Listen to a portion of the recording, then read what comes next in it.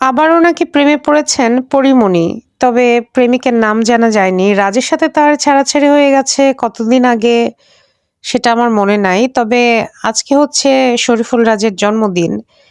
এই জন্মদিন উপলক্ষে কি পরীমণি রাজকে সারপ্রাইজ দিল কিনা এটাই একটা জানার বিষয়। তবে তিনি কার প্রেমে পড়েছেন?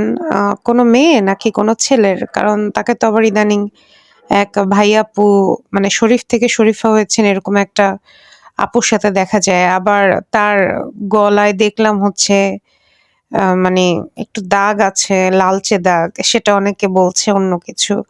যাই হোক পরীমনিকে জিজ্ঞাসা করলে পরীমনি হয়তো বলবে যে এটা আমার মানে আমার ছেলে এখানে কামড় দিয়েছে। ছেলে গুতা মেরেছে। মানে ওর তো এই স্বভাব আছে। প্রচুর মিথ্যা কথা বলতে পারে। তো পরীমনি আবার আসলে সুন্দর হওয়ার কত বেনিফিট না? সুন্দর মেয়েদের আমরা ভাই কত মানুষ জামাই পাই না। পাইলেও ভাই ছাড়ি, ছাড়ি অবস্থা। আর এরা ভাই বিয়েটাকে একদম শৈল্পিক পর্যায়ে নিয়ে গেছে। মানে মন চাইলো করলাম, মন না চাইলো টাটা গুড বাই। আবার মন চাইলো করলাম, আবার টাটা বাই বাই। ভাইরে মানে কেমনে সম্ভব?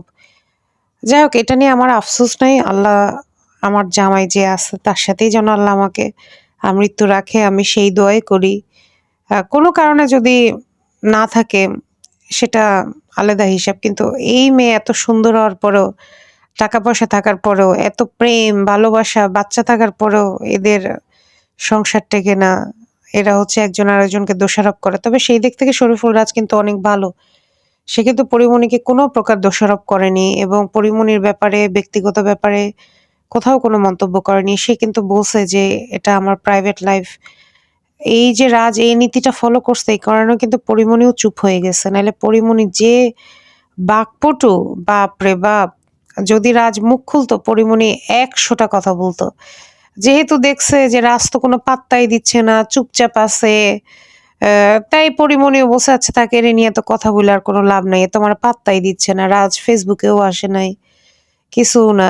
এখন তো মানে আল্লাহই জানে আবার কার প্রেমে-টেমে পড়লো। পড়ুক ভাই বয়স আছে। আ এই বয়সটা কোনো ব্যাপার না। এখন যার প্রেমে পড়ছে আশা করি তাকে বিয়ে-শাদী করে সুখী হবে। এবং এটাই যেন লাস্ট হয় ভাই। আর না ভাই। একটু মানে এখন তো বাংলাদেশে এমনিতেই ছেলেদের থেকে মেয়েদের সংখ্যা বেশি। আপনি একাই যদি মানে ৫-৬ টা ছেলেকে বুক করে রাখেন, তাইলে ভাই অন্যদের কপালে কি অবস্থা হয় একটু বোঝেন ভাই। এটাই যেন লাস্ট হয় প্লিজ দিদি আর না। হাফ ডজন মনে হয় অলরেডি তাইলে ফিল আপ হইল না? মানে প্রেমের সংখ্যা তো মনে হয় ১০০-২০০ ছাড়াইছে কিন্তু বিয়ে মনে হয় এবার তাইলে হাফ ডজন পূর্ণ হবে আরকি।